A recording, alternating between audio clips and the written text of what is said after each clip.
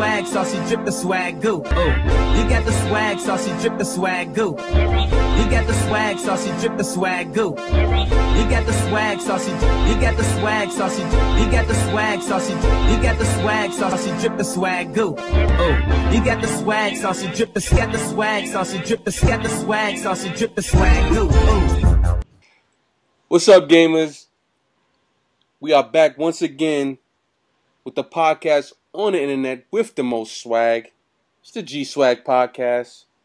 I'm your host, the Blacksmith. I'm here with the toughest man in the world, T Hill. What's up, everybody? And this week, we have some very special guests. I'm here with Eric and Josh. What's up? Hey. And these guys are on the development team of a highly anticipated game for Xbox Live called Phantom Breaker. Now, I'm really excited about this game. I'm a fighting game enthusiast. There's been there's been such an injection of energy into the fighting game community as of recent with all the titles that's been dropped. So I have the opinion that the more is the merrier. You know, I want every game to be a fighting game, if it could be, because I love them that much. Just the competition and the joy it brings me is I can't get enough of it. So Eric, my first question for you guys: some of the screens seem to have 10 characters, but the Wikipedia says 14. Does that mean that you guys there's going to be DLC and you guys are going to be expanding the project? Nah, there's 10 characters you start out the game with, and then there's 4 unlockables that you get as you play through. And I don't think there's any DLC plans right now, but you never know. But I think it's going to be locked in at 14 characters. Okay, 14 characters. And that's awesome. You know, definitely it's a nice even number. So I wanted to also find out, I wanted to see if there was any kind of cohesiveness to the origin of some of the characters. They seem kind of they're pretty interesting. A couple schoolgirls, which is always nice. Yeah. You have also a up and coming ninja. Who's also a schoolgirl. Who's also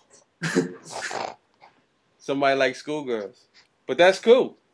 I know that a lot of the characters were developed off of these anime archetypes. Like you've got the daughter, who's the daughter of the I guess she's a priestess, and her parents run the what do they run the temple in the town. That their family, basically their lineage has been against Phantom for as long as they can remember. That's always been part of what they do, is to keep Phantom from hosting these tournaments that he puts together. Okay, so that kind of like feeds into my I guess my next question, or what I was alluding to previously, was what is the story, the core story of Phantom Breaker? Man, it's kind of out there. It gets complex, but basically there's this shady Phantom character, this older guy who goes around in robes, and he sneaks up on these young ladies and a few of the young fellas and asks them, you know, if they have a wish they want granted, and then gets them to fight in his tournament so they can try to get their wish granted. But so that's kind of the basic setup. But once you get into it, like, each character has a pretty crazy story. Like, one girl comes from a future alternate dimension, and it's back in the past to stomp fans. Anyway, there's lots of crazy stuff like that. They all kind of tie together. But most of them are schoolgirls. Right on. Yeah. Which is definitely cool. You know, I like school of age schoolgirls. I gotta say that. But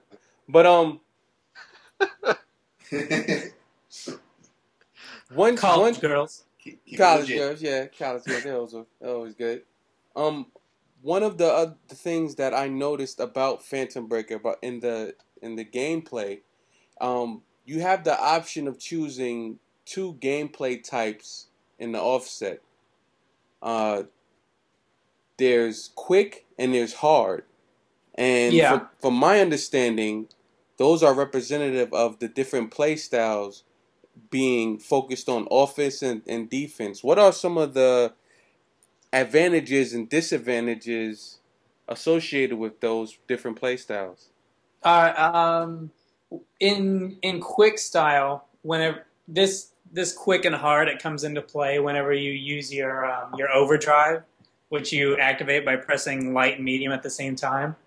Quick, whenever you do that, kind of turns the game into a, not the whole game, but it slows your opponent down. And while your opponent's slowed down, you can combo and string things together that you can't normally string together. So whenever you activate your overdrive in quick mode, you just sort of slow the enemy down and you pummel them until it's over. If you're in hard mode and you activate your overdrive, you turn into sort of like a Terminator, and you keep coming at the enemy no matter what they do. Like, you will take damage, but you don't flinch. Right. So you're just able to attack even though they're hitting you.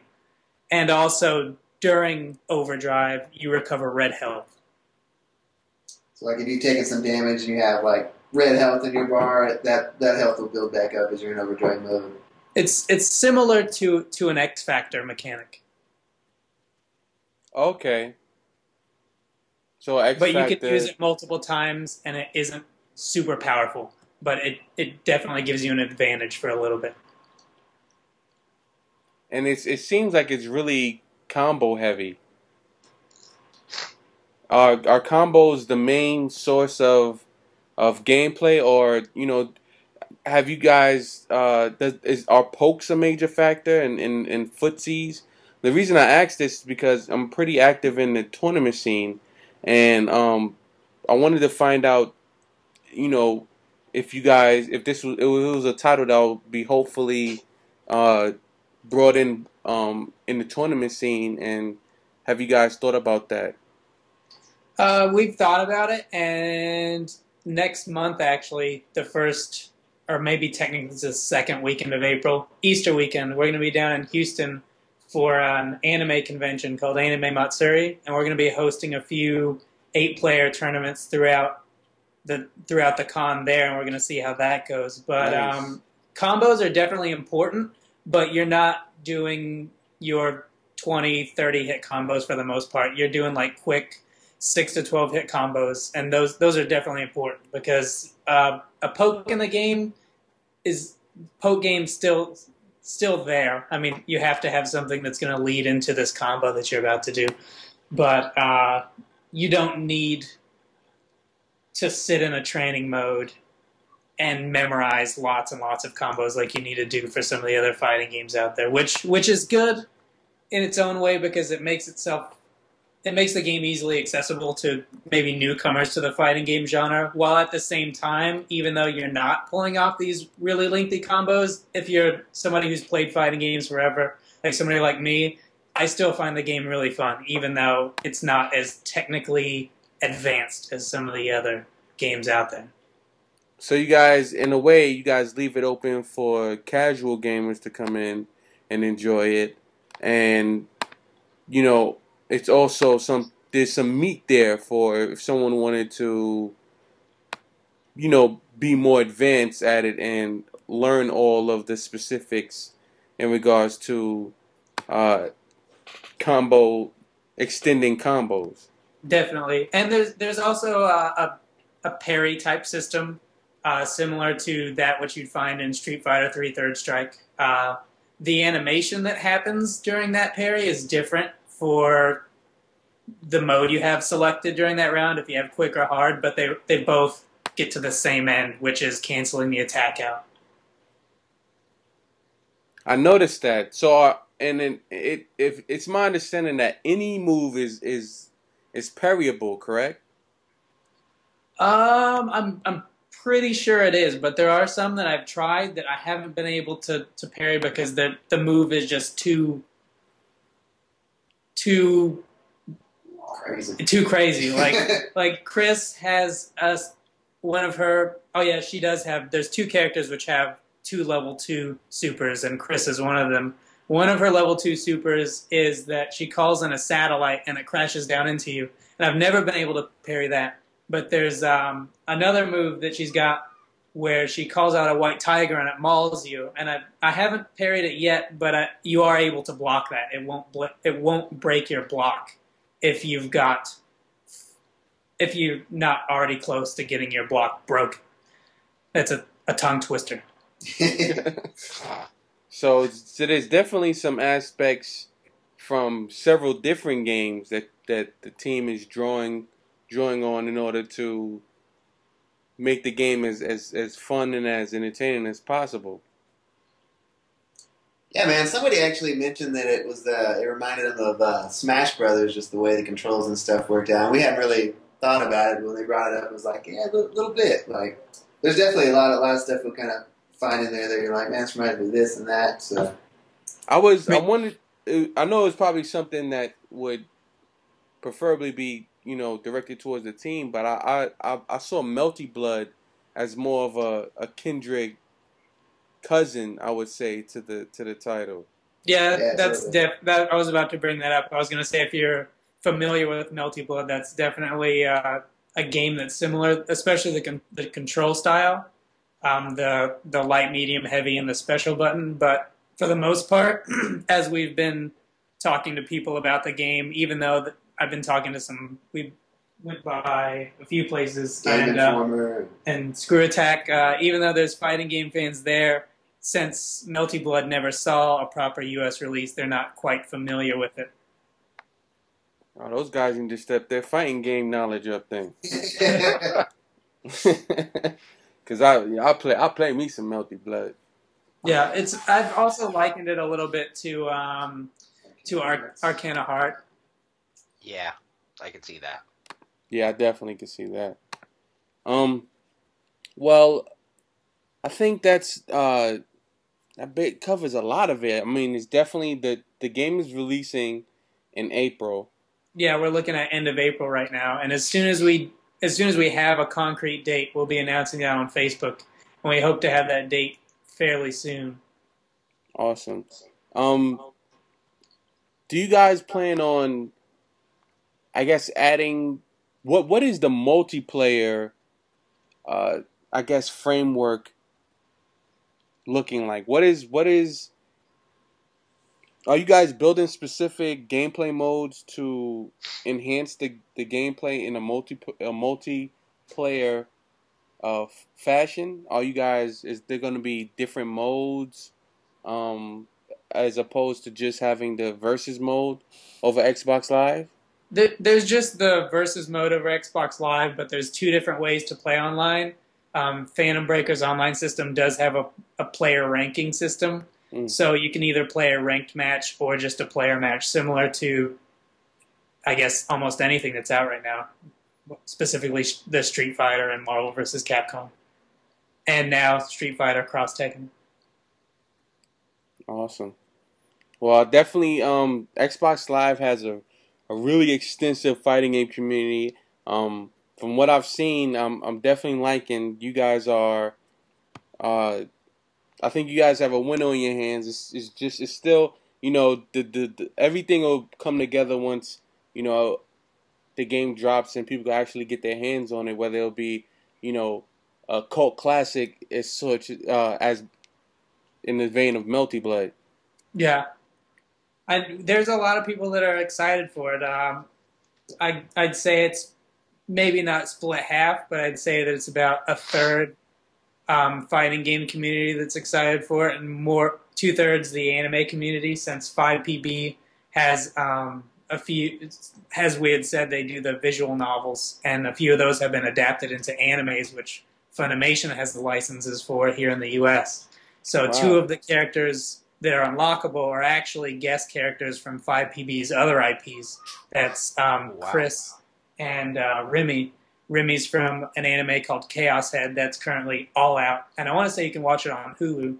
And Steins Gate is not out in the U.S. yet, but Funimation just recently announced that they're bringing that over here. Wow, so there's actually anime tie-ins to the game. Yes. That kind of led me to another question I had was, will there be like, because recently there's there's been a lot of, I guess, movie adaptations for or I would say movies created to kind of coincide and flesh out the story a little bit. Is there any hope that Fandom Breaker will bring such a movie or a cinematic to for Xbox Live? Uh, I would say no right now, but given 5PB's track record with their IPs and the fact that they do tend to get adapted into anime in some form, I wouldn't be surprised if something was announced at some point in the future. But as far as plans that we're aware of, there are none. Okay. Cool. If it's cool with you guys, I know that 760 has another title mentioned on their Facebook, Kung Fu Strike, Yeah. The Warriors Rise. Are you guys able to speak a little bit about that? Yeah, definitely. And with Kung Fu Strike, the great thing about that, which we're sort of missing out on, and with Phantom Breaker, since Phantom Breaker already released in Japan last summer, and we're just doing import duties on that title, basically. With Kung Fu Strike, we've been working with the developer, Cooksoft, for, I want to say, at least a year, if not a little more, on this title. Yeah. So it's definitely been a great experience working with these guys and seeing the game improve over time and having all this artwork come out. They're definitely excited about their game, and we complained a couple versions back that the game was too hard. So they said okay, and then they gave it back to us and it was harder. So the game is a game it's not pandering to people who aren't ready to get their ass kicked and actually work to finish the game, even on easy. There was a stage, I want to say it was the 20th stage. There's a stage where you're poisoned, everything's on fire, and there's like 500 people throwing shurikens at you. Not 500, but about 20. And you're trying to deflect all the shurikens and not die because you're on fire and you're poisoned, so you're constantly losing health. And that took me about 2 hours to beat, just on easy. I haven't even touched on normal yet. Oh man, that sounds like a offspring of Ninja Gaiden. It's definitely in the vein of an old school brawler. It feels like a 16-bit or an 8-bit experience, but it's very fluid and three-dimensional. Yeah, I noticed that it's on a 3D plane. It's a 3D game, but it's a beat 'em up.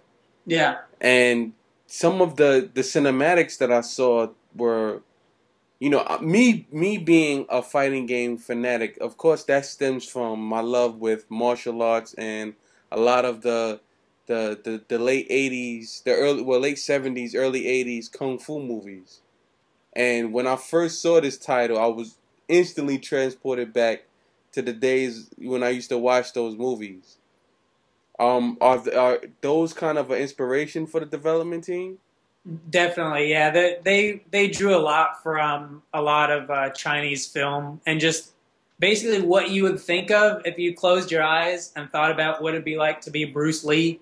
Like, that's pretty much what happens in this game. Like, there's 50 guys coming at you and you're just mowing them down with your fists and knocking them everywhere and taking no names.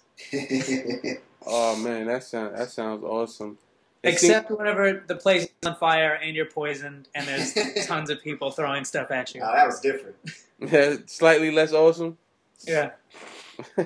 Cool. They definitely build you up. Like, the first 12 levels in there, definitely the first 4, it's, okay, you're a martial arts master and you're just flying through these levels. Yeah. The next 4 get a little harder, as expected, but you're still flying through these levels, and then all of a sudden you hit this roadblock where they're like, remember all that stuff we were teaching you that you probably forgot? Like, you need to know that now, or you're screwed. Yeah. So it's definitely gonna challenge gamers. Is there any background information you guys could give us? Like, I wasn't able to find any information on the protagonist's name or the reason why he's out there kicking so much ass. It's kind of a crazy story, but it's he's like a prince or a general, and I think his mother's trying to steal the throne from. I don't know. It gets pretty crazy. There's a lot of betrayal, but the cutscenes are real, like, light on the text and everything, and just kind of get you into the matches. But it's real kind of got that B movie kind of martial arts movie feel to it, like. Because at first, when you first get thrown into the game, you're trying to meet with this older guy, Master Mo, so that way you can use his temple as a base of operations, because there's currently a war going on between the government and the rebels. I don't know if it technically be called the government because it's long ago, but the people in power and the rebels. And you go to see Master Mo, and Master Mo is sort of, before he'll help you, you have to prove yourself, like in any kung fu movie. So you beat the crap out of Master Mo.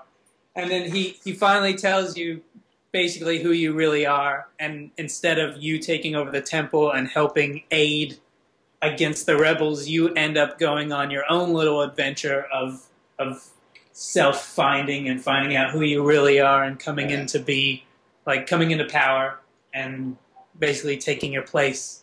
It's the Star Wars story, bro. It's a Star Wars 2 with a Romance of Three Kingdoms backdrop. So I can see that, yeah, a little bit. There's a lot going on. General Lo's got problems, and the least of which is the fact that there's a war going on around him. He does use that to his advantage, though. Oh, so that's the protagonist's name, General Lo. Yes. He's, everyone's basically his enemy, and he's out to destroy. Okay. Sounds awesome. It sounds like definitely something I want to play. And there's co-op, local 2-player co-op, as well as versus.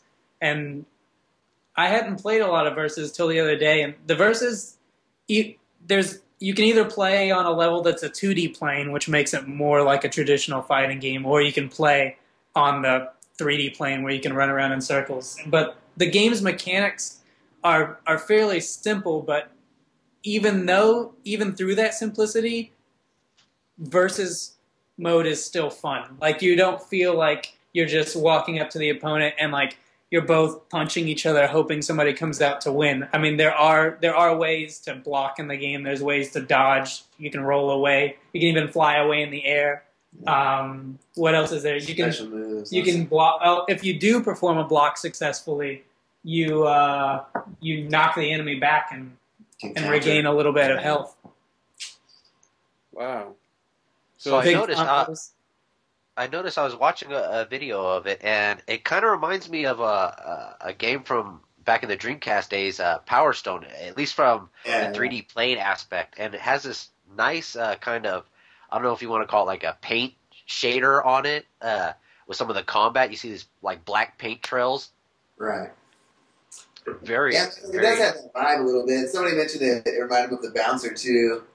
But their art style, they were kind of pulling from like Chinese calligraphy, so there's a lot of that kind of inky effects on everything. Like, especially when you do special moves or you time a counter special move just right, screen will go all black and white. You'll have like just ink trails everywhere as you fly across the screen. It's pretty smooth. Awesome. Cool. Is there any kind of tentative release date for this title, or? Not currently. Right now, it's looking like it's going to be out in May. That's the date we're looking at right now. Well, the time frame, not that that's a date. So May of this year. Yes. Yeah.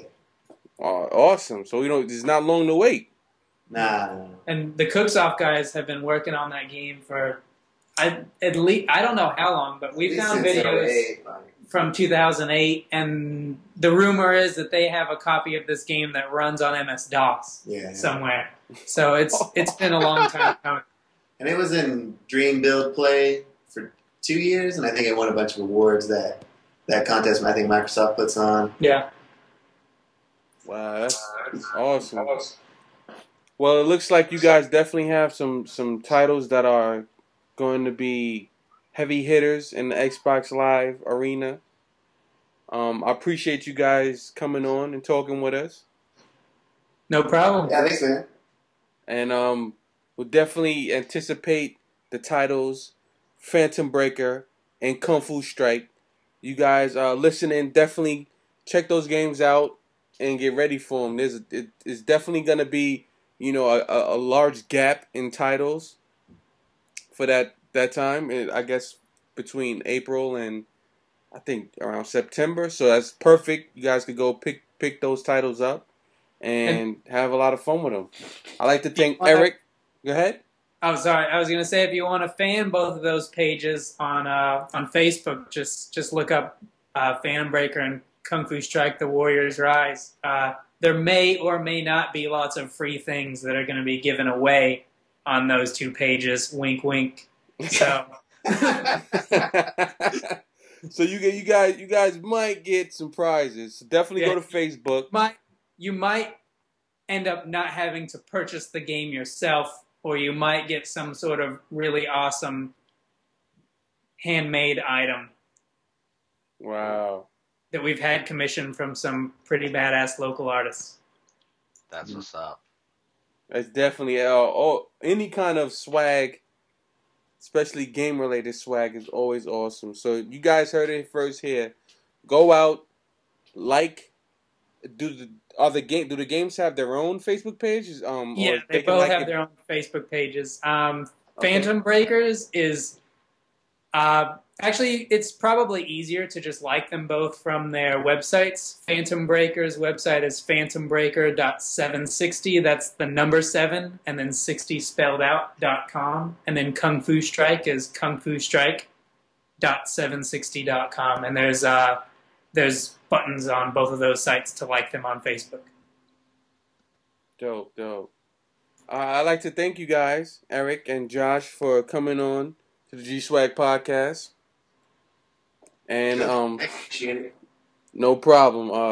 I definitely am excited about those titles. I want to get you guys on and definitely give the fans an opportunity to check those hidden gems out.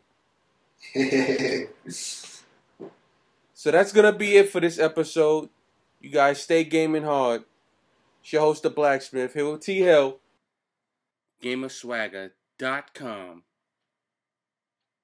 The only place you'll find the Gswag podcast. We are the site with the most swagger on the internet. Believe it.